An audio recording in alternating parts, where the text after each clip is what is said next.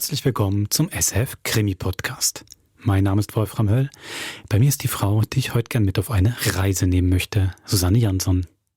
Hallo Wolfram, und da du keine Frage stellst und keinen Spruch machst, vermute ich, es wird keine ganz so leichte Reise. Genau.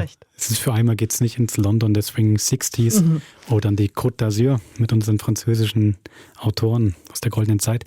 Nein, wir sind in der Gegenwart mit einem Hörspiel, was schon ein Kriminalfall ist. Es gibt einen Toten.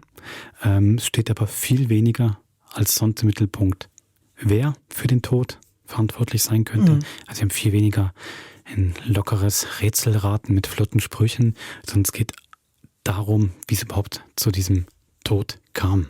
Ja. Welche Beziehungen da wichtig waren, welche häusliche Gewalt da eine Rolle gespielt hat. Diese Dinge. Genau, wir haben ja nicht oft Hörspiele mit Triggerwarnung im Krimi-Podcast. Bei dem müsste man aber sagen, es geht schon kräftig zur Sache. Da sind nicht nur Schläge, die auserzählt, die ihr hören werdet, die ins Mark gehen, sondern auch Sätze, die einen erschüttern. Geschrieben hat es Magda Wojcik, Jahrgang 83, eine österreichische Autorin, die schon viele Hörspiele geschrieben hat, eigentlich auch sehr lustig sein kann. Aber hier mit dem Roman, als Roman ist es erschienen, es wurde dann von Alexander Schumacher, dem Hörspielregisseur, als Hörspiel bearbeitet. In diesem Roman schildert sie aber wirklich eine sehr toxische Dreierbeziehung und spürt dem nach, was dazu führt, warum Menschen sich so verletzen können, wie es dazu kommt. Total. Und wenn man eins noch sagen kann, sie geht wirklich auch in die Ambivalenzen. Das macht, glaube ich, die Beziehung auch noch spannend, dass auch bei großer Gewalt noch Momente von Nähe und Zuneigung da sind, dass man auch irgendwie poetische Augenblicke in ganz komischen Situationen findet. Also es ist kein Stück, das es einem einfach macht. Also ich finde es jetzt nicht schwierig zum Hören, man kann gut folgen, aber es hat nicht die eine eindeutige Aussage, mit dem es einen zurücklässt. Und das macht es aber, glaube ich, die große Qualität aus. Ja. Das vielleicht noch von mir mitgegeben, inszeniert hat Alexander Schumacher, der auch ein Urgestein in der Hörspielwelt ist als Regisseur und Bearbeiter. Und es ist ein recht beschränktes Stimmenensemble. Wir haben ja schon gesagt, es sind vor allen Dingen 3 Figuren, die im Mittelpunkt stehen. Aber Alexander Schumacher arbeitet sehr atmosphärisch und vor allen Dingen sein großes Steckenpferd ist Musik, die ganz viel dazu beiträgt. Er ist kein Komponist, keine Komponistin bei dieser Produktion engagiert worden, sondern das ist wirklich sein Erfahrungsschatz und sein Gefühl, was für Musik dazu passt. Ich finde, das ist ihm großartig gelungen. Dann wünschen wir eine besondere Hörspielstunde mit Über allem war Licht. Viel Vergnügen. Oh. Das geht so nicht mehr. Wir haben das 1000-mal besprochen. Warum willst du alles aufs Spiel setzen? Ich betrachte Rosas Profil, ihre rotbraunen Haare, den langen Hals, die Wölbung ihres Busens. Milo legt beide Hände auf das Lenkrad.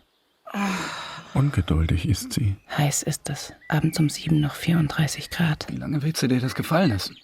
Bis er dich totschlägt? Oder ich ihn? Ich weiß einfach nicht, was du von mir willst. Ich will mich nicht mehr verstecken. Oh. Rosa ist nicht naiv. Sie ist stur. Schau mich an, wenn ich mit dir rede. Ich weiß nicht, warum du das riskieren willst. Du sollst mich anschauen. Du musst ihn verlassen. Meine Wut macht aus dem Satz ein Ultimatum. Du tust mir weh. Rosa! Verstehst du nicht? Ich werde ihn nie verlassen, Milo. Niemals. Milo schlägt mir auf den Mund. Ein Klatschen, auf das Stille folgt, die sich ausbreitet wie Schall. Eine Botschaft, die im Wald verhallt. Rosas Augen weiten sich. Sie formt den Mund zu einem Ohr. Milo macht eine Faust. Rosa? Rosa, warte doch!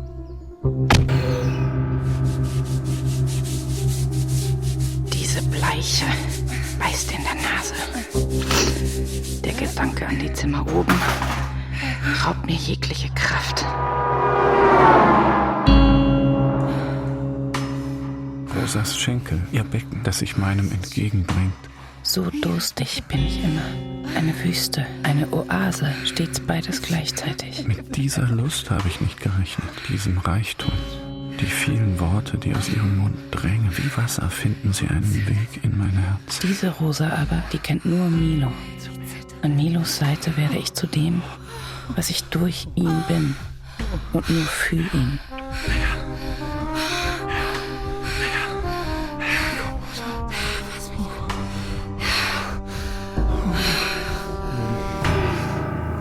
Langsam steige ich nach oben. Zurück bleibt nur der scharfe Geruch der Bleiche. Die Tür zum Bad angelehnt. Hans hat die Klinke herausgerissen.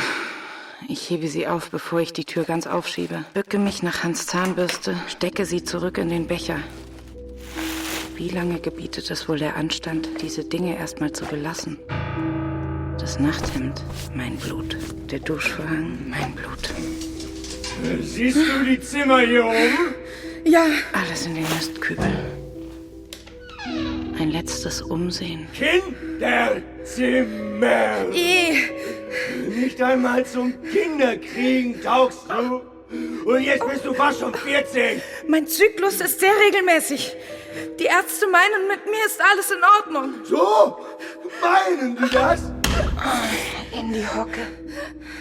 Treppenabsatz suche ich akribisch nach Blut. 3 Tropfen finde ich zwischen Bad und Treppe. Sieht aus wie Dreck. Die nächste Stunde reinige ich Türen, Fliesen, die Treppe und den Gang, bis ich vor der offenen Tür des Schlafzimmers stehe. Das Bett zerwühlt, Decken und Polster auf dem Boden. Die Nachttischlampe zerbrochen. Die Topfpflanze vom Fensterbrett gefallen. Überall Erde und Scherben. Alles in einen Umzugskarton. Obendrauf die Zeitschriften von Hans. Zeitschriften Hans. So. Und jetzt ins Gartenhaus damit, bis ich weiß, was ich mit dir mache. Bist du dort gut aufgehoben?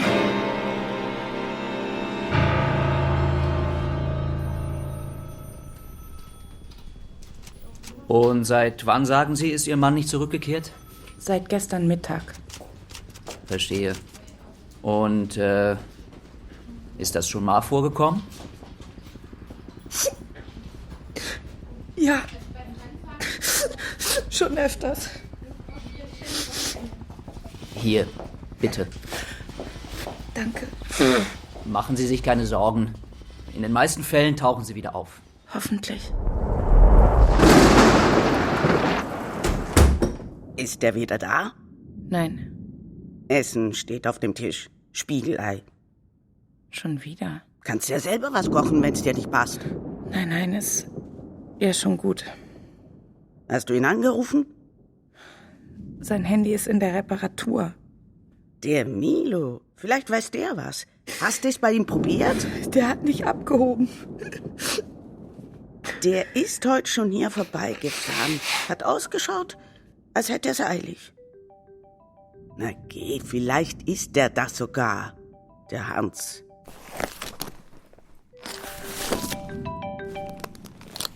Gerber? Ich bin's, Günther. Günther? Ist er aufgetaucht? Nein, Tut mir leid, dass ich heute nicht da war. Der Neue kennt sich noch nicht so aus. macht ja nichts. Wirst sehen, der alte Trottel kommt sicher bald heim. So wie sonst auch. Danke, Günther. Ich gebe Bescheid. Dober Dan. Dober Dan. Wir führen heute Routinekontrollen durch. Ausweis bitte. Moment. Ich habe Rosa geschlagen. Und jetzt liegt die Leiche ihres Mannes in meinem Kofferraum. Hier. Wie lange sitzt man für Beihilfe zum Mord? War es überhaupt Beihilfe oder war es Mord? Sie brauchen eine Vignette. Da bauen Sie um teures Geld die Mautstation. Und 2 Jahre später führen die Idioten die Vignetten ein. Das ist Slowenien. Ja, scheint so. Der Beamte neigt den Kopf und besieht sich das Innere meines Wagens. In meinem Kopf explodiert gleißende Panik. Sein Blick schweift an der Verdeckung der Ladefläche entlang. Vor meinen Augen beginnt die Luft zu flimmern. Kleine weiße Blitze, die mein Sichtfeld zersetzen. Oh, Prosti. Bitte, fahren Sie. Voila. Danke.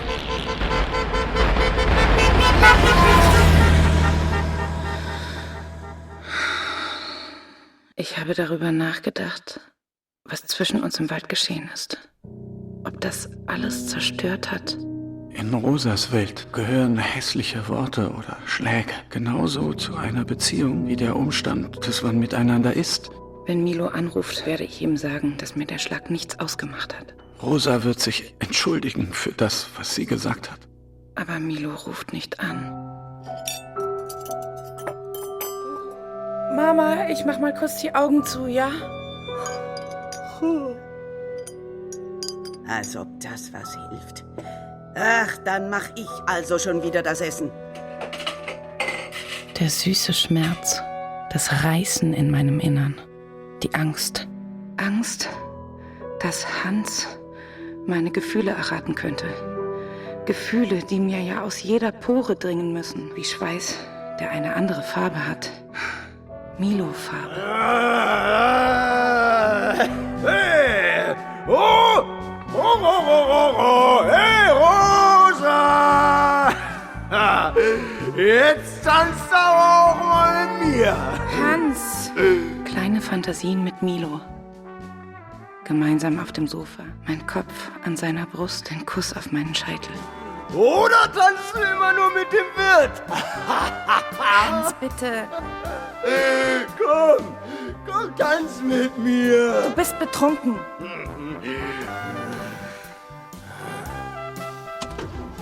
Dann bringst mich jetzt heim. Sofort. Hans in dieser Stimmung. Seine Sätze nicht mehr normal. Jeder Satz eine Spitze. Kein Anlass zu gering für einen abfälligen Witz. Alles wird zur Provokation. Erst im Auto bemerke ich es. Das andere Land in Hans ist schwarz. Der Himmel dort so dunkel wie Felsen, gemacht, um Rosa zu zerschlagen. Nie mehr stellst mich so bloß.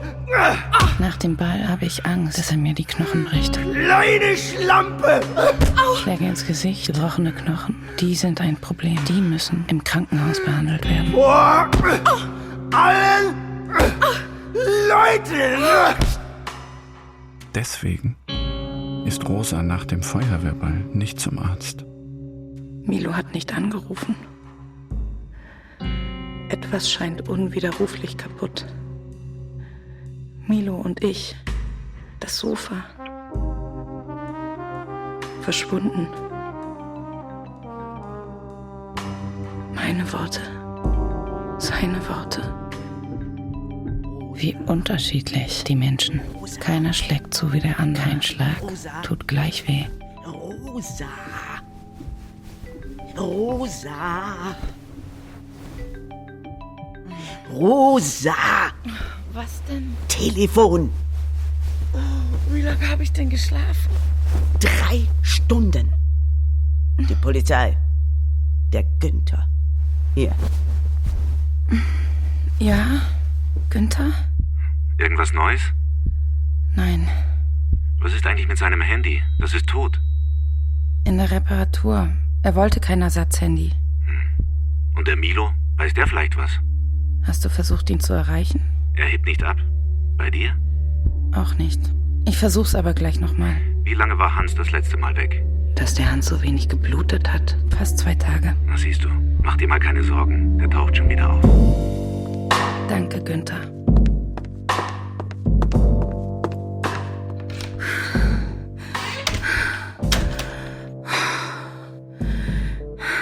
Wieder zu Hause. Auf dem Küchentisch stehen 2 Kaffeetassen. Meine und die von Milo. Wie konnte ich die heute früh nur übersehen? Du, Rosa, du kommst jetzt raus, oder? Hans Nase und Ohren bluten nur wenig, so wie sein Bauch. Jetzt kriegst so eine Fotzen. Hans Gesicht nach unten auf den Fliesen. Lass mich! Hans! Hans Beine ineinander verdreht. Willst du jetzt endlich Hans' Arm verfangen in den Verstrebungen des Handlaufs. Rosa! Zum ersten Mal schlägt mir Hans ins Gesicht. Viel heftiger als Milo vor 3 Tagen. Hörst jetzt auf, dich zu wehren! Das hat Hans früher nie gemacht. Sein Sturz im Fall gestoppt. Wie von einer plötzlich angezogenen Handbremse. Ich taumele. Falle in den Duschvorhang. Schlage mir den Kopf an der Wand. Bunte Blumen explodieren vor meinen Augen. Hab ich dich endlich! Hans' Arm, ein lautes Knacken, als er bricht. In meinem Mund sammelt sich Speichel. Mein Magen verkrampft sich. Hans' Fußsohlen zeigen nach oben. Rosa! Die Schere! In meinem Bauch! Hans schleift mich auf den Gang. Das Geländer der Galerie kommt auf mich zu. Er will mich in den unteren Stock werfen. Wie leicht das spitze Metallstück durch seine Haut geht. Rosa! Was? Warum? Ich habe keine Ahnung, wie ich mich aus seiner Umklammerung winde. Aber plötzlich stehen wir uns einander gegenüber. Hans mit dem Rücken zur Treppe.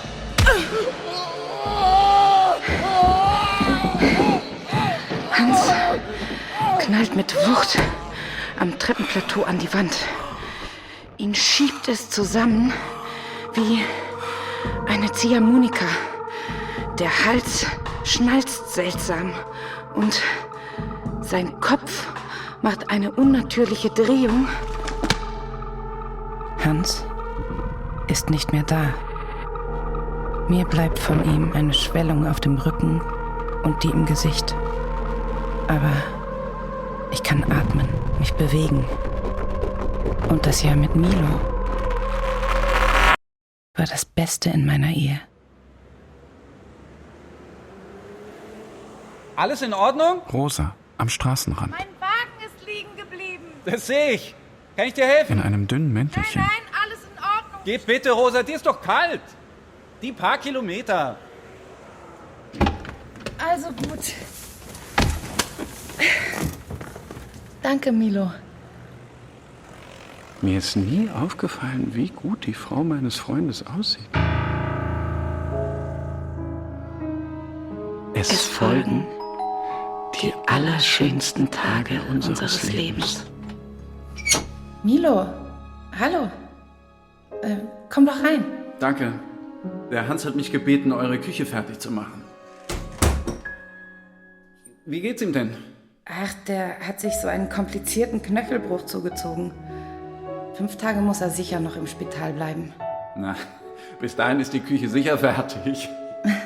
Die Frau, die ich in diesen Tagen kennenlerne, hat überhaupt nichts mit einer verschreckten und angeblich so plumpen, einfältigen Person zu tun, mit der Hans seit so vielen Jahren verheiratet sein will. In Milos Nähe bin ich wie ausgewechselt. Sause, singen, Trepp auf, Trepp ab. Barfuß, die Haare zum Pferdeschwanz und helfe ihm. Welche Diskrepanz zwischen der Frau, die ich aus Hans' Erzählungen kenne, und dieser Rosa. Sie packt mit an und wenn ich etwas brauche, fährt sie einfach schnell zum Baumarkt. Und nie bringe ich etwas Falsches mit. Wir lachen viel. Es sind die Hundstage und es ist so wahnsinnig heiß. Ich kann mich nicht satt sehen an ihr und an ihr Lachen. Wir unterhalten uns über Zeitreisen. Ausgerechnet Zeitreisen.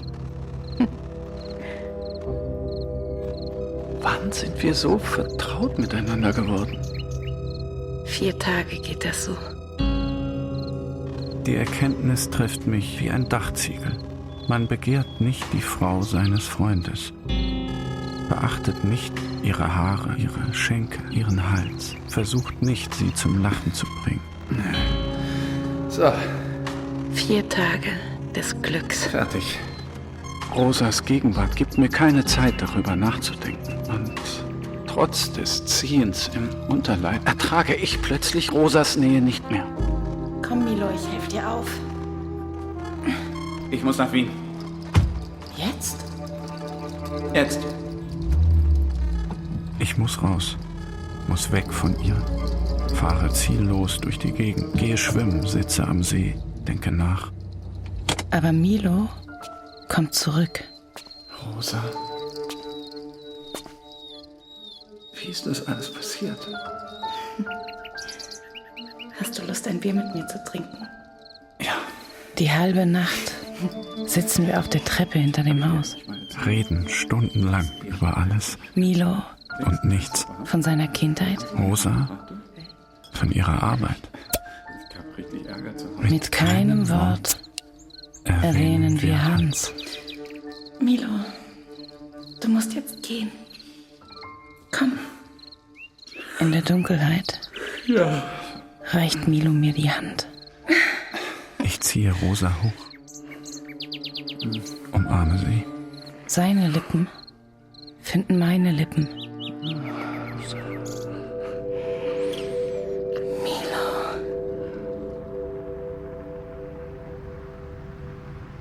Alles sieht anders aus. Der Weg ist viel länger, als ich ihn erinnere. Mein Elternhaus ist eine Ruine. Der Obstgarten verwildert. Erst mal schlafen.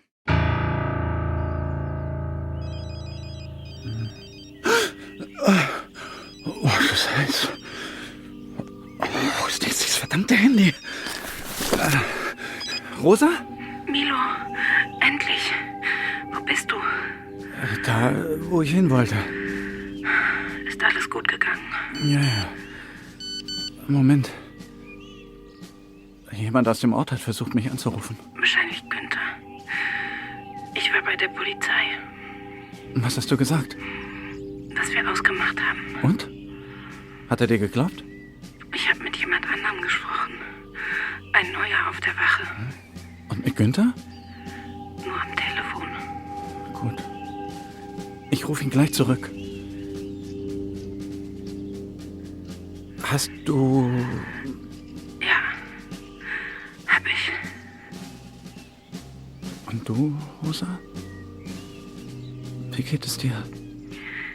Zum ersten Mal flackert Hoffnung in mir auf. Gut. Viel besser. Nur die Rippen tun etwas weh. Du, Milo. Nicht, Rosa. Bitte. Nicht jetzt. Ist er noch da? Ja. Milo. Es tut mir leid. Ja. Mir auch. Ein halbes Jahr vergeht nach dem Kuss. Erst dann sehen wir uns wieder. Auf dem jährlichen Feuerwehrball im Februar. Mein Blick fährt mehrmals über Rosa hin. Ich habe sie nicht erkannt. Die Farbe der Haare stumpf, die Augen wie Asphalt. Der beschwingte Gang des Mädchens, der Schritt einer vorsichtigen Frau. Wir grüßen einander, aber wechseln kaum ein Wort. Ich sehe Rosa noch einmal wieder an diesem Abend. Sie sitzt allein, schaut Tanzpaaren zu, spielt mit den Fransen ihres Schals. Ein Glas Rotwein in der Hand, die Fersen aus den Schuhen. Ich ertrag den Anblick nicht. Und gehe. Kuckuck. Oh, Milo. Darf ich mich setzen? Milo.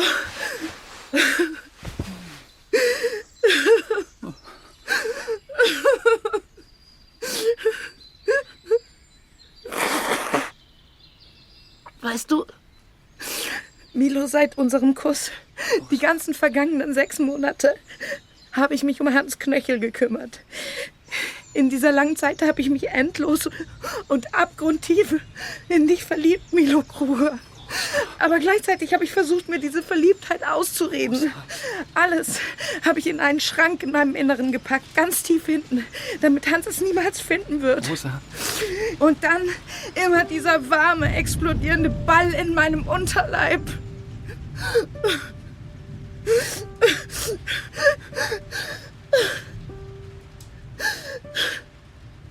Weißt du, ich habe mich noch nie in Gegenwart einer Frau so gefühlt. Ja. Und ich habe begriffen, wie machtlos ich gegen diese Gefühle bin. Ich bin verheiratet. Ich weiß. Ich bin auf Urlaub in Slowenien. Verstehe. Und seit wann? Mir ist die Woche etwas ausgefallen, also ich bin heute Morgen los. Haben Sie vielleicht Hans Gerber gesehen? Doch, gestern noch. Am Nachmittag beim Wirten im Gastgarten. Ah. Wir haben aber nur kurz miteinander gesprochen, weil er war doch sehr betrunken. Hat er gesagt, was er vorhat? Ich habe in letzter Zeit nicht mehr so viel mit ihm zu tun.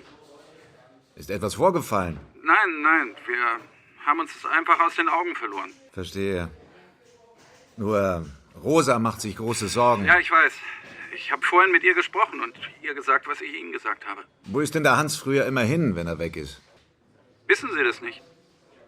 Und bis jetzt ist er immer rechtzeitig zurückgekommen, bevor wir ihn suchen mussten. Er ist hoch. Über die Grenze. Ach. Sie wissen schon. Gott, natürlich. Waren Sie einmal mit? Einmal. Es ist aber schon ein paar Jahre her. Ich war auch zu betrunken und ich fand es zu teuer und irgendwie dreckig. Und auch die Mädchen. Hans ist dann immer allein hoch. Ja. Rosa sollte bitte nichts davon erfahren. Das wird sie nicht. Der Hans taucht schon wieder auf. Danke, Herr Kruger. Das war's erstmal. Einen schönen Urlaub noch. Wir treffen uns immer Donnerstag. Da hat Hans Sauna und Stammtisch. Wir wandern gemeinsam im Wald umher, erzählen uns voneinander. Manchmal halten wir inne und sehen uns um. Jede Woche wird es heller, grüner, lauter. Der Winter ist vorbei. Das Leben bahnt sich seinen Weg. Am 5. Donnerstag reicht mir Rosa zum Abschied die Hand. Unsere Finger um Sekunden länger zusammen als nötig. Rosa zieht sich an meiner Hand hoch. Wie eine Ertrinkende. Zu mir hin. An einem Seil zu einem Boot. Ich schaffe es kaum, meine Arme rechtzeitig auszubreiten. Eine Geistesgestörte, denke ich. Ich bin geistesgestört. Nicht lange danach schlafen wir miteinander. Bis zu diesem Moment war der Akt für mich ein notwendiges Übel, das zu meinen Pflichten gehört. Wie ich mich getäuscht habe. Komm, zieh dich ganz aus.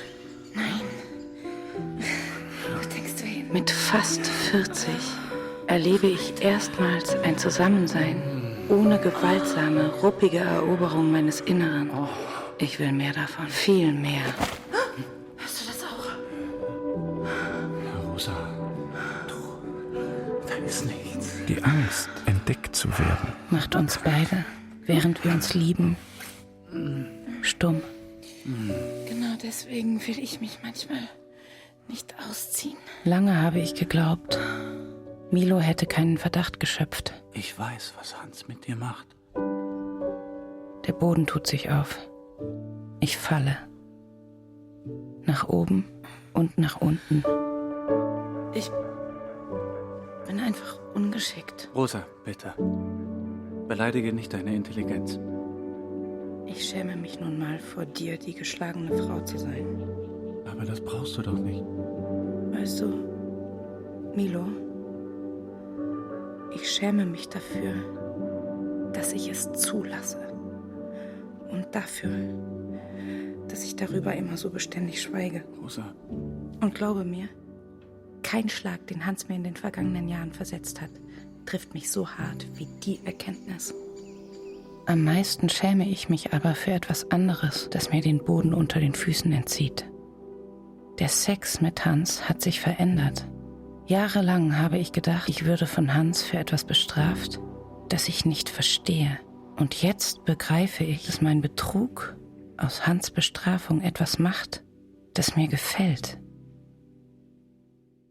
Als sei da ein Tier im Dickicht, ein Schemen am Rande meiner Empfindungen. Der Schmerz hat sich transformiert, ist nicht mehr nur Schmerz. Er bekommt besorgniserregend lustvolle Nuancen. Lass dich scheiden. Milo, bitte. Nein, Rosa, nein. Nacht für Nacht liegst du neben Hans. Aber für uns gibt es kein Bett. Es gibt keine Nacht und kein Dach. Kein gemeinsam Einschlafen, kein gemeinsam Aufwachen. Nur diese Lichtung im Wald jeden Donnerstag zwischen 4 und 8. Länger traust du dich nicht. Dennoch, wir treffen uns weiterhin. Zählen die Tage, die wir ineinander verliebt sind. Es werden mehr, ohne dass sich etwas ändert. Wir sind traurig. Und verzweifelt. Und oft lieben wir uns auch so. Himmel, sehe ich aus. Vielleicht bin ich ja diejenige, die tot ist. Vielleicht ist ja das die schlimmste aller möglichen Strafen. Gefangen in einer Zwischenwelt, ohne jemals sterben zu dürfen. Ich habe ihn umgebracht. Nicht, weil er mir wehgetan hat, sondern weil er mich verlassen wollte. Ich will dich nicht mehr. Das hat er zu mir gesagt. Und er hat es genau so gemeint. Mama? Ist er da? Nein, ist er nicht. Was hast du die ganze Zeit gemacht? Aufgeräumt habe ich. Sehr gut. Dann kannst du ja jetzt endlich rüberkommen. Ich denke, es ist besser, ich bleibe hier, Mama. Falls er zurückkommt. Tu, was du nicht lassen kannst.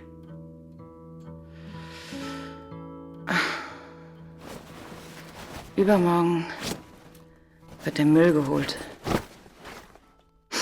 Was weg ist, ist weg. Nie wieder seine dreckige Unterwäsche. Nie wieder seine Hände über meinem Mund. Nie wieder sein Geruch in meiner Nase. Nie wieder Gewalt. Rosa?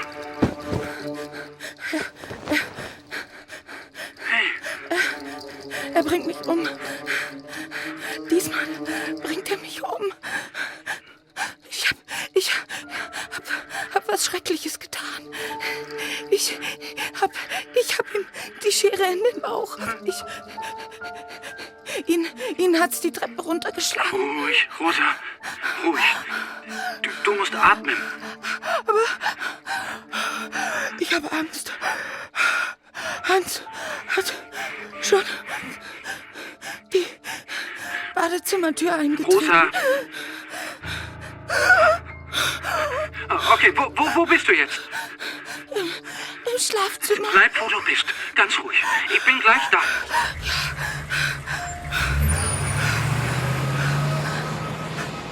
Ich ziehe mich an, spreche weiter mit Rosa. Ich kauere hinter dem Bett. Ich fahre los. Zwinge mich nicht zu rasen. Hans.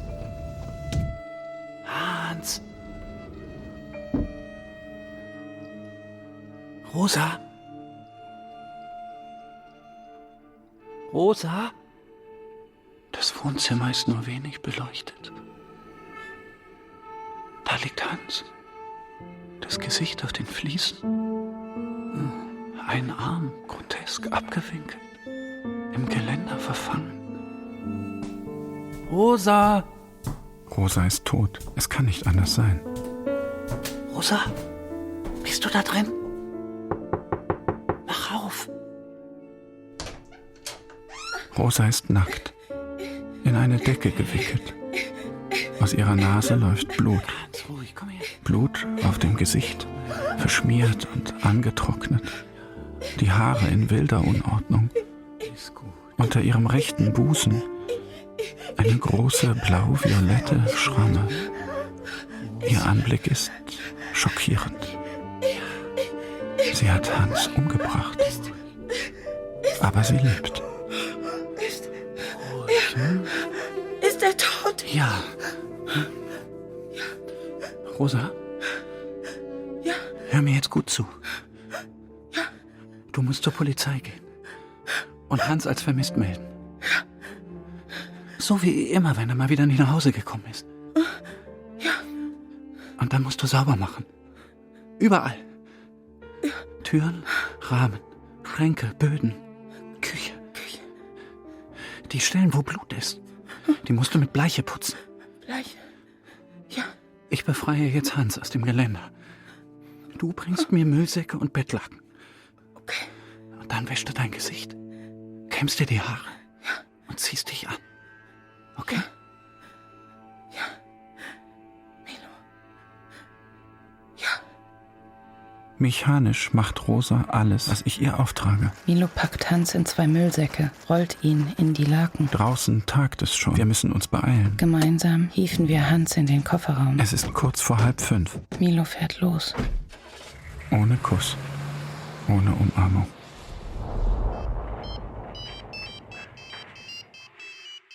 Ja, Gerber? Rosa, ich bin's. Und? Hast du Neuigkeiten? Ja, wir haben sein Auto gefunden. Er steht beim Gasthaus. Der Wirt sagt, dass der Hans am Sonntag bei ihm war und Karten gespielt hat. Gemeinsam mit dem Sigi, dem Edmund und dem Pepi. Er hat sie um 7 rausgeschmissen. Morgens? Nein, abends. Danach sind die 4 mit dem Auto vom Pepi noch zur Waldschenke hoch. So. Ja. Der Wirt glaubt, sie sind mit dem Auto zurückgefahren. Der Pepi meint, sie sind zu Fuß gegangen. Und der Edmund meint, alles, was er noch weiß, ist, dass sie eigentlich noch nach Plankenthal fahren wollten. Ins Puff. Ja, Rosa.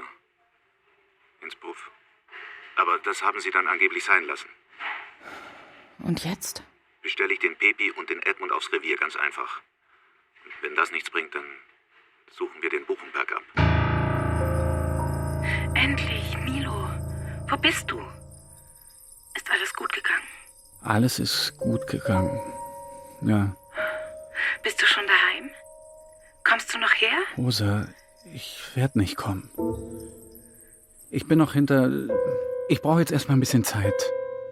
Zeit? Ich verstehe nicht. Sie suchen nach ihm, Milo. Auf dem Buchenberg. Bist du schwer. Puh. Eben noch liege ich in meinem Bett. Und schon stehe ich in Slowenien. Auf dem verlassenen Grundstück meiner Familie. Und bin dabei, heimlich einen toten Freund zu beerdigen.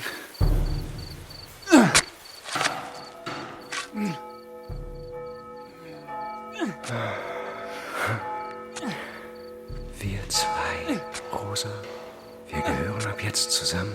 Ach, Hans. Ich bin so glücklich.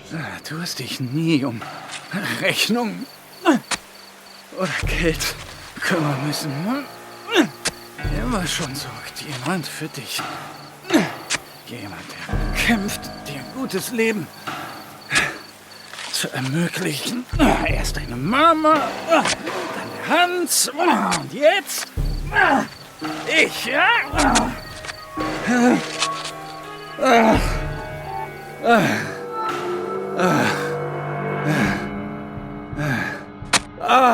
Schmerz und Angst. Die Fähigkeit, beides zu ertragen, sind in meinem Leben Normen. Ich muss mich damit immer arrangieren. Wie andere Leute mit dem Wetter. Fertig. Vielleicht begehen wir ja gegenseitig Verrat an unserer Liebe, weil wir nie ein Team sind. Jedenfalls nicht so, wie du es mit deiner Mutter oder mit Hans gewesen bist. Und was soll ich meinem alten, toten Freund jetzt noch sagen? Ja, Gerber? Rosa, entschuldige, ich schon wieder. Etwas wird kalt in mir. Also, wir stellen jetzt doch einen Suchtrupp zusammen. Wirklich? Ja, keiner der Saufkumpel weiß, wo der Hans abgeblieben ist. Die Kälte breitet sich aus. Jetzt haben wir einen Hund angefordert, der ist um 6:30 da. Dann geht's los. Ich komme vorher vorbei und hol Kleidungsstücke vom Hans, wenn es geht. Die Kälte macht eine Welle. Sicher. Und klatscht. Irgendwas Spezielles? Wie an einen Strand. Nein, Hauptsache ungewaschen. Gut. Milo, Ja? wir müssen darüber reden, was zwischen uns passiert ist.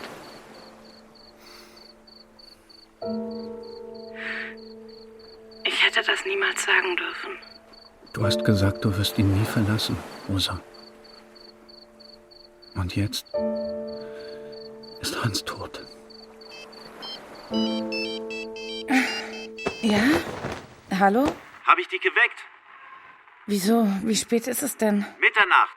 Deswegen haben wir auch abgebrochen. Habt ihr ihn gefunden? Nein, aber ihm ist wohl schlecht gewesen. Wir haben Erbrochenes im Wald gefunden. Also war er wieder sturzbesoffen. Rosa, da ist noch etwas. Die Verbindungsnachweise von deinem Telefon. Ja? Milo und du, ihr habt häufig miteinander gesprochen im vergangenen Jahr. Überprüfst du jetzt mich? Das gehört zum Protokoll. Milo sagt, er und Hans hätten sich in letzter Zeit nicht mehr so gut verstanden. Stimmt, ja. Rosa, wir kommen morgen bei dir vorbei. Wir müssen ins Haus. Mein Mann ist verschwunden. Da wird er wohl nicht bei mir zu Hause sitzen, oder?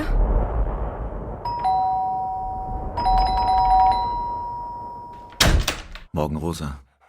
Morgen. Das ist mein Kollege Hofer. Ihr habt euch bereits kennengelernt. Morgen. Geht's dir halbwegs? Ja, es geht. Und das ist? Gertrud. Ein Bassett. Unsere beste Mitarbeiterin, wenn es um Dinge geht, die kein Mensch sieht. Gertrud riecht alles. So. Gertrud. Entschuldigung. Ich komme mir so blöd vor. Kein Grund, sich zu genieren, Frau Gerber. Und das ist ganz normal in Ihrer... Normal. Naja, ich setz mich dann mal in den Garten. Gut. Da drüben hat alles begonnen. Da haben wir uns das erste Mal geküsst. Und jetzt ist es so plötzlich dabei zu enden. Bitte, komm zurück. Angst umfängt mich plötzlich. Alles wird dunkel und eng in mir, als versuchte etwas, mich aus dieser Welt zu drängen. Die Bleiche, das Blut, der Suchhund. Ich werde die eingetretene Tür tatsächlich erklären müssen. Dobar dan. Dobar dan. Macht 65,20. Mit Karte bitte. Hier kann man nur bar bezahlen. So viel Bargeld habe ich aber nicht. Dann müssen Sie wohl eins auftreiben. Aha. Und wo? In einer Bank? Die gibt's eigentlich fast überall. Ja. Und jetzt? Jetzt gehst du los und holst Bargeld. Du solltest das irgendwo anschreiben. Hier. Cash only. Draußen natürlich, bevor man tankt. Also gut. Herr mit dem Autoschlüssel. Hier, mein Führerschein. Als Pfand. Milo Kruger. Geboren 1968. Ludmilla. Moment. Ich muss da kurz antworten. Rosa schreibt: Bitte komm zurück. Gib mir Zeit. Ich komme, wenn ich soweit bin. Deine Frau. Meine Frau ist tot. Oh. Ihr Oberteil schulterfrei, nur durch ihren Busen am Herabrutschen gehindert. Trinkst du etwas mit mir? Ich lade dich ein. So viel Geld habe ich noch. Zur Bank fahre ich dann später. Gerne. Darf ich? Oh. Hast du auch Feuer?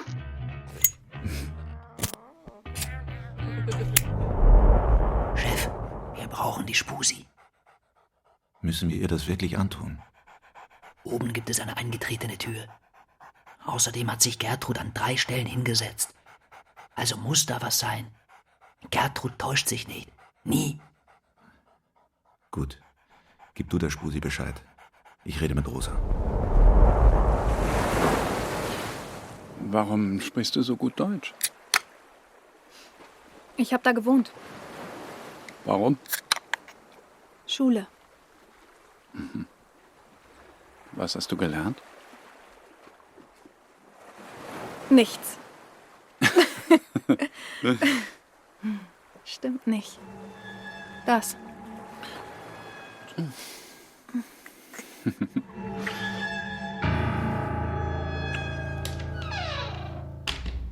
Was ist da passiert, Rosa? Und wann ist das passiert? Siehst du doch. Er hat sie eingetreten. Wann? Vergangene Woche. Und warum? Warum? Weil er wütend war. Und besoffen. Ist das öfter vorgekommen? Was, dass er Türen eingetreten hat? Wir werden die Spurensicherung rufen müssen. Verstehst du, was ich dir sage? Ja. Du musst mitkommen aufs Revier. Warum? Wegen dem Blut. Rosa. Deswegen. Oh, komm her. Ludmilla verwandelt mich in pure Gier. Dreh dich auf den Bauch. Warum liege ich nicht bei Rosa? Ich dränge in sie ein. Warum mache ich das hier? Fetzen der Realität dringen in meine Lust. Fetzen, die ich nicht haben will. Weil ich vielleicht nur Rosas Müllmann bin? Ich drücke ihr Gesicht in die Matratze. Ich komme, alle 10 Finger in ihren Rücken gekrallt. Das Leben schießt aus mir heraus. Also, Rosa, was ist da los? Nichts? Und das Blut? Hast du dich noch nie zu Hause verletzt? Also ist das Blut von einer Verletzung. Rosa, das ist nicht der Moment, um zu schweigen. Schau mich an, Rosa. Wir kennen einander schon so lange. Rede mit mir. Früher hast du mir alles erzählt. Früher. Da waren wir noch Kinder. Wir waren Freunde. Wir sind immer noch Freunde. Er ist einfach weg. Rosa, ich muss wissen, von wem das Blut in eurem Haus ist. Meins. Hast du dir wehgetan? Was glaubst du? Hat er dich geschlagen? Wann hat er dich geschlagen? Am Samstag. Ins Gesicht. Ich habe aus der Nase geblutet. Er hat mich an den Haaren zur Treppe gezogen und ich bin mit dem Hinterkopf gegen eine Stufe gestoßen. Es war nicht seine Schuld. Ich war ungeschickt und habe einen Teller fallen lassen. Du hast einen Teller fallen lassen, also schlägt er dich ins Gesicht und schlägt deinen Kopf gegen die Treppe, wo er dich an den Haaren hingezogen hat. Verstehe ich das richtig? Es tut mir leid. Dir tut es leid, Rosa? Ihm sollte es leid tun. Es tut ihm ja bestimmt leid. Es hat ihm immer leid getan. Immer? Wie meinst du das? Hat er das öfter getan? Ich sehe Günther in die Augen. Was ich darin erkenne, tut mir weh. Schmerz, Entsetzen, Mitleid. Günther. Und er macht es nicht oft. Vorwürfe. Und es macht mir nichts aus. Wirklich. Weißt du, was du da sagst? In einer Ehe muss man füreinander da sein. In guten wie in schlechten Zeiten.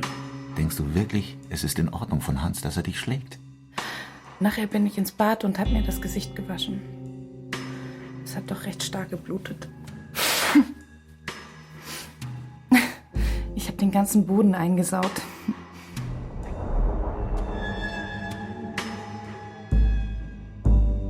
Ich schreibe Milos Namen in eine erste Zeile und starre auf das leere Blatt. Denke nach. Zu lange habe ich nicht mehr geschrieben. Günther, ganz in Zivil? Ja. Ja, hast du... Willst du was trinken? Wenn du was Stärkeres hättest, gerne. Hier, such dir was aus. Trinkst du einen Whisky mit mir? Ja. Was ist mit deinem Handy? Komm, lass uns in den Garten gehen. Da sind sie wieder. Die Augen des Jungen, der Günther vor vielen Jahren einmal war. Der Junge im Wald, mit dem Stock in der Hand und Schorf auf den Knien, der mich immer beschützen wird. Rosa! Rosa! Oh Gott, oh Gott, oh Gott. Jetzt bist fällig. Nicht! Er riecht nach Schnaps und Rauch. Er riecht trotzdem frisch und kühl. Sein Hemd ist feucht. Du Hure! Du Er packt mich an den Knöcheln. Er zieht mich wieder zu sich. Er drückt meine Beine auseinander. Er schlägt nach meiner nackten Haut. Hans! Nicht! Hör auf zu jammern! Lass mich! Die Ergebnisse sind da. Fingerabdrücke. Von dir. Von Hans, das Übliche.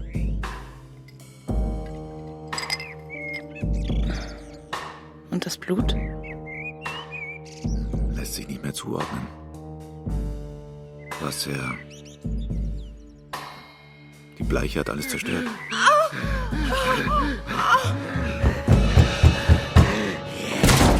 Kriegst so eine Fotzen.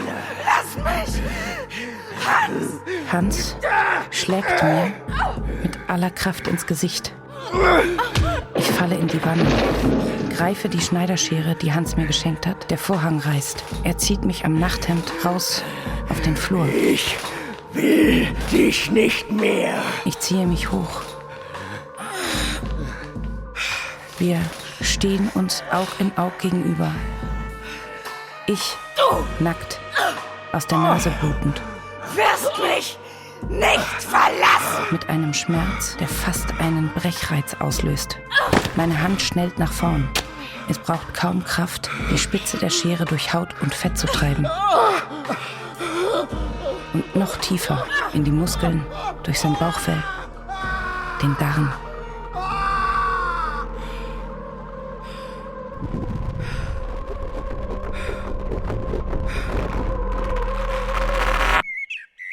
Warum hast du nichts gesagt? Jeder hätte es verstanden. Ach, Günther, ich habe Hans wirklich geliebt. Ich habe ihn gehasst. Durch Milo lernte ich zu lieben, wie Hans mich gehasst hat. Und so hat mein Mann mich zurückgeliebt, mit allem, was er hatte. Milo wusste nicht, was er mir schenkte. Ich wusste es selbst lange nicht. Es ging nur so. Mit Hans ging es nur zu dritt. Verstehst du das? Kann man das verstehen?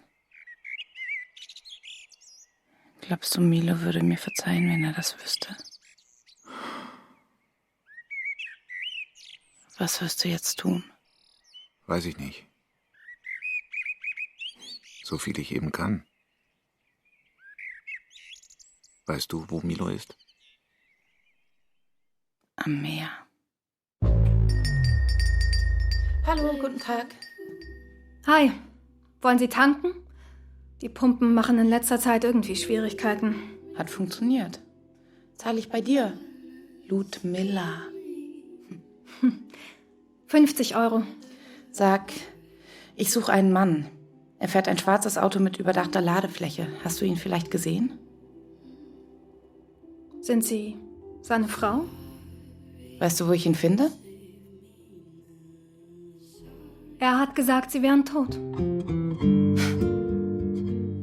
Hat Milo sonst noch was gesagt? Nein. Ich brauche das Mädchen nicht zu fragen, um zu wissen. Männer wollen immer besitzen, erobern, haben.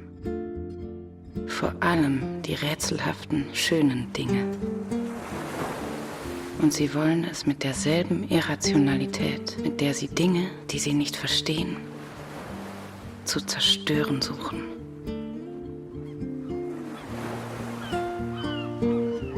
Milo steigt aus dem Wasser. Ich sehe Rosa auf der Veranda sitzen. Er erkennt mich. Dichter Schmerz breitet sich in meinen Knochen aus. Was willst du hier? Du siehst müde aus. Wie hast du mich gefunden? Ich habe an der Tankstelle gefragt. Ludmilla hat mir gesagt, wo ich dich finde.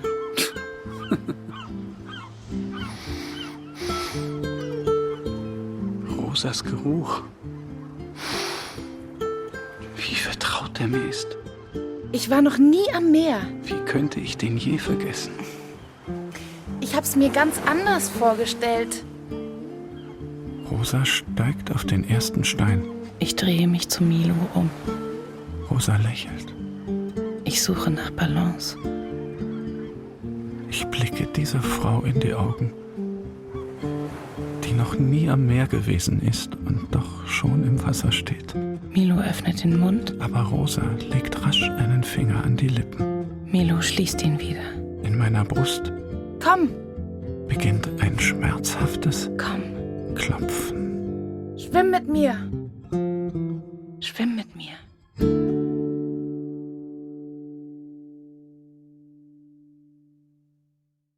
Wolfram, jetzt sind Rosa und Milo ja für uns nur immer in Rückblenden zusammen gewesen und jetzt am Schluss treffen sie das erste Mal nach dem Tod wieder aufeinander und nach all den Erlebnissen, die sie in den Tagen hatten. Das rauschende Meer, könnte alles ganz idyllisch sein? Oder wagst du eine Prognose für die beiden? Also ich würde zumindest für die Rosa eine Prognose wagen, dass ich doch denke, dass jetzt das, was passiert ist, eine Art Befreiung für sie sein könnte. So, ob die beiden jetzt dann noch, und wenn sie nicht gestorben sind, dann leben sie noch heute. Ob die jetzt für immer so ein Paar sind, das weiß ich jetzt nicht. Aber ich glaube, für die Rosa, ja, sich doch eine starke Veränderung. Okay, dann liest du das Ganze gar nicht als in erster Linie Liebesgeschichte. Ich meine, es hat ja viele Sätze drin von ihr. Zum ersten Mal habe ich das erfahren und mit ihm war es. Und er sagt das ja auch. Sie sind ja schon scheinbar sehr verliebt ineinander. Aber so wie du es gerade beschrieben hast, hast du ja nicht ihre gemeinsame Zukunft ausgemalt, sondern eigentlich nur auf sie fokussiert. Ja, ich glaube, dass dann die Entwicklung tatsächlich mehr bei ihr sehe. Milo, du musst alleine klarkommen. Mal schauen, zurückgehen wird er ja wahrscheinlich nicht. Na, vielleicht doch. Man weiß es nicht so richtig, was ihm alles so noch so passiert ist. Ne? Bei ihm ist doch viel im Off noch passiert. Es sind ja viele Stunden und Tage dann doch. Ja, hat ja vielleicht auch damit zu tun, dass es eine Romanbearbeitung ist. Wir jetzt hier nicht das ganze Bild bekommen, sondern einfach sehr kondensiert.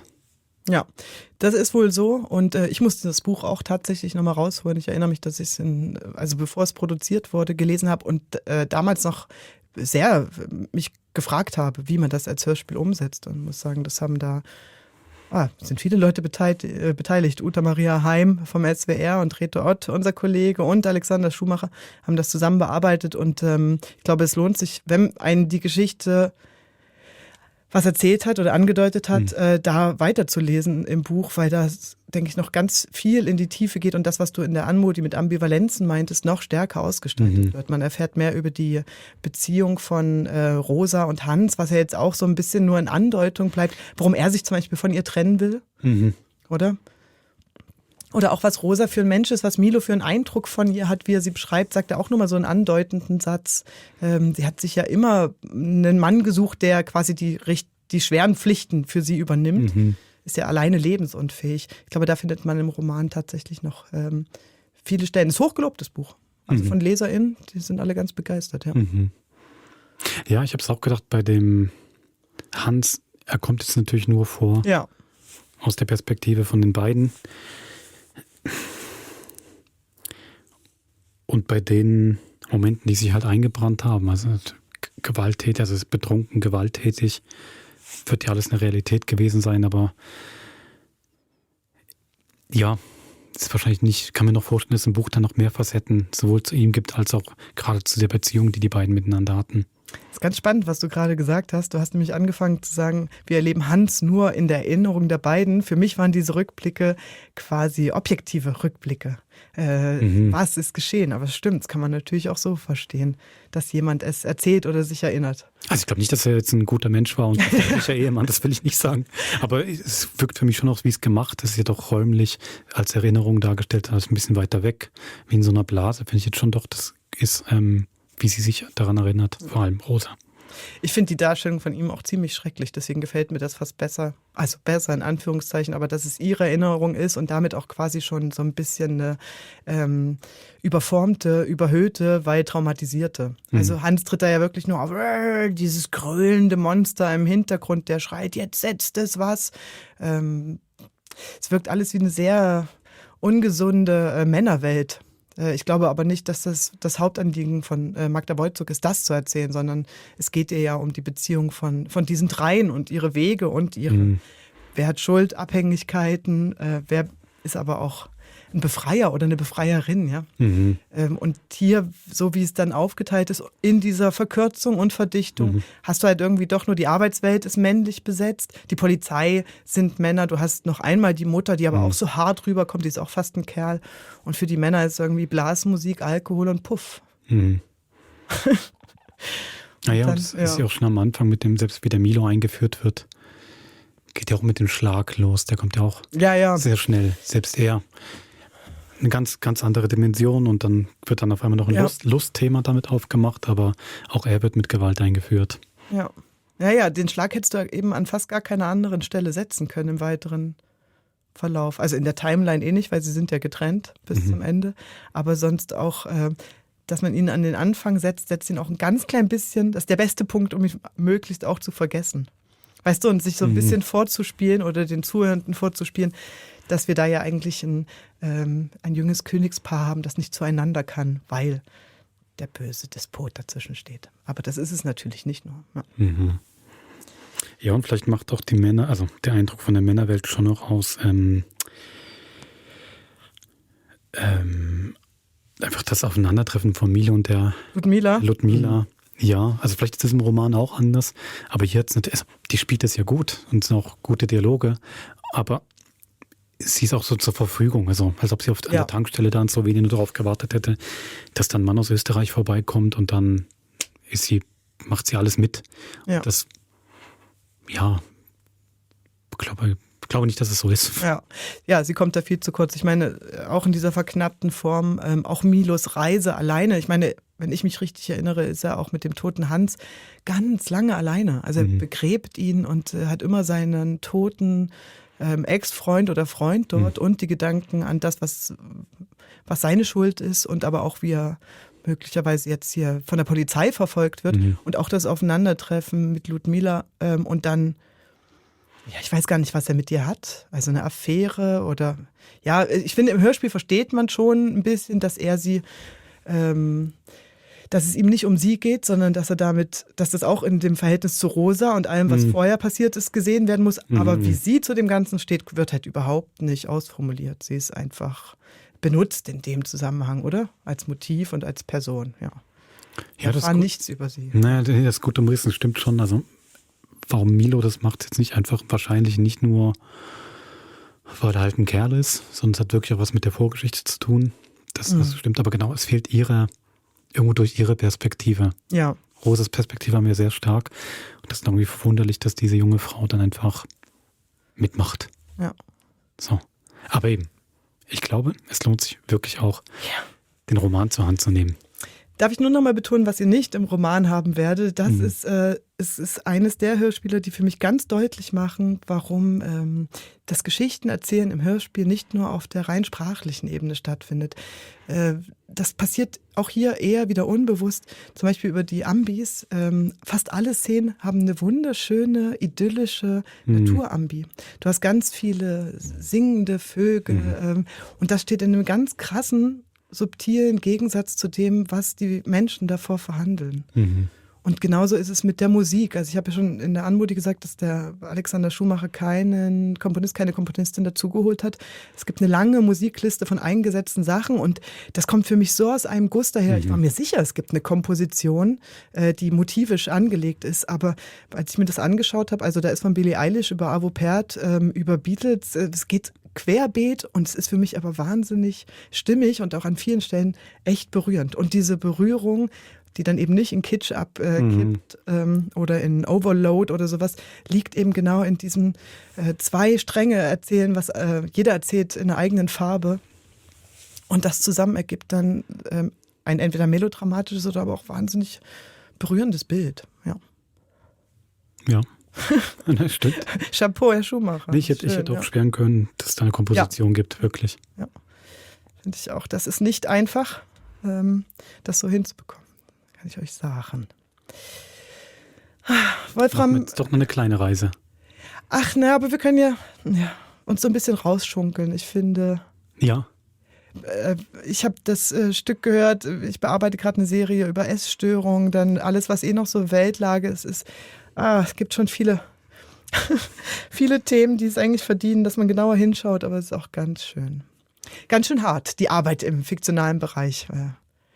In dem Falle, weil da doch viele unterschiedliche Themen auf engstem Raum manchmal zusammenkommen. Ich jammer aber gar nicht. Ich wollte jetzt eigentlich das ein bisschen als Rampe nehmen, um zu sagen... Das war eigentlich ein sehr geschickter Übergang. Sollte das sein? Ja, ich springe mal ein bisschen höher, und zwar in unser Postfach. Ja. Weil ich würde ihn jetzt schon so nennen, unser Krimi-Podcast Jurist, Adrian. Der Hausjurist. Genau.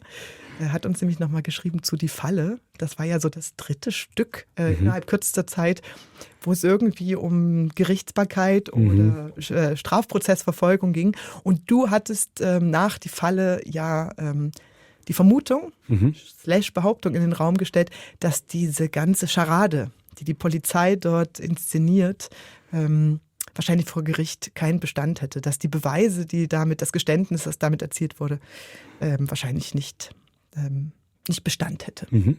Und Adrian gibt dir recht.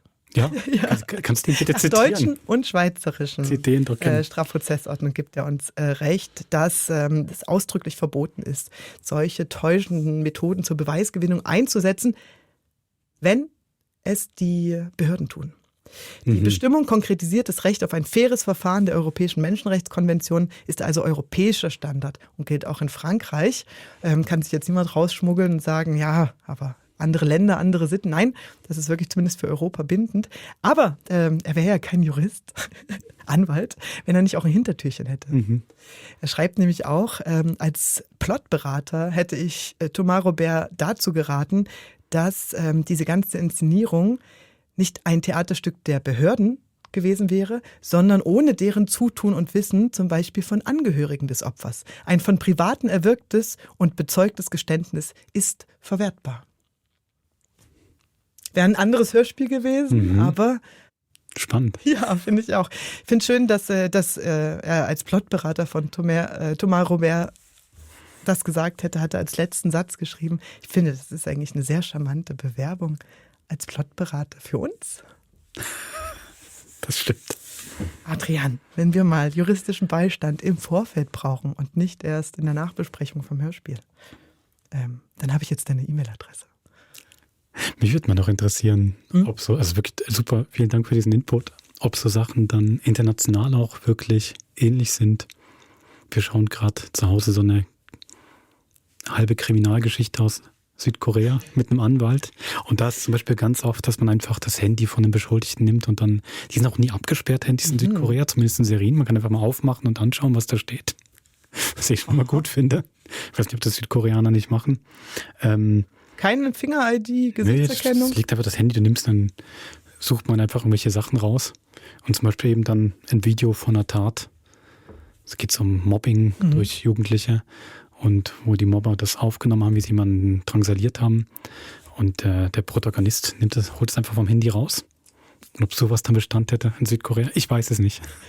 Adrian, du hörst es, reich uns den kleinen Finger, wir nehmen die ganzen Hand. Du hast uns zwar jetzt schon für Europa alles abgedeckt, aber wenn du mal noch eine internationale Auslegung von welche Beweise sind verwertbar vor Gericht oder nicht hast, immer her damit. Also, wunderbar. Wir hören uns nächste Woche wieder mit einer Premiere. Yes. Sie heißt Der Scharfmacher. Die Scharfmacher. Aber das ist ganz gut, dass du das so sagst, weil es ist nicht ganz klar. Aha. Einzahl, Mehrzahl. Es gibt mehrere Optionen. Und damit dann auch einen Experten im Anschluss da zum Gespräch. Ein Experten im Sachen vom Hörspiel. Muss Experte sein, den Autoren, oder? Genau. Der sollte der größte Experte für seinen eigenen Text sein. Schön, legen wir jetzt die Latte schön hoch. Also, Roland Schäflier, du hörst uns ja, wir freuen uns auf deine Expertise im nächsten Krimi-Podcast. Also, bis zum nächsten Mord. Macht's gut.